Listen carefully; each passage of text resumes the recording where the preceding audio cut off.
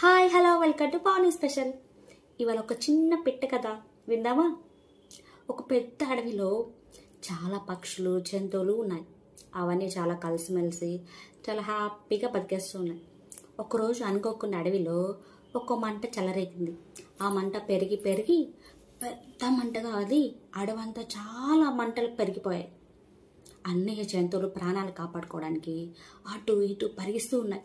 జంతువులు పక్షులు గెలవగలిగేవి బయటపడిపోతున్నాయి, గెలవలేనివి మంటలో దూకి చచ్చిపోతున్నాయి.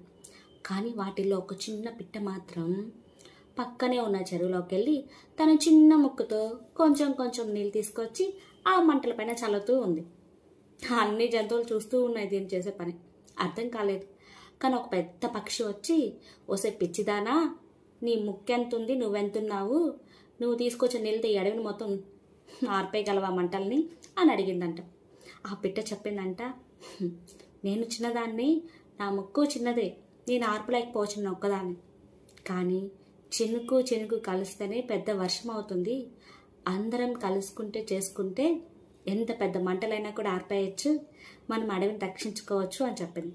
ఆ మాటలన్నీ విన్న జంతువులు ఒకదాని వెంబడొకటి వచ్చి కొంచెం కొంచెం నీళ్ళతో అడవిని మంటలన్నీ ఆర్పేశాయి.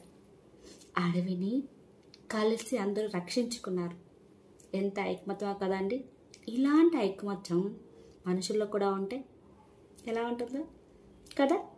ఎలా ఉంటుందో కామెంట్ చేయండి నా కోసం. మీరైతే సబ్స్క్రైబ్ చేసుకోండి.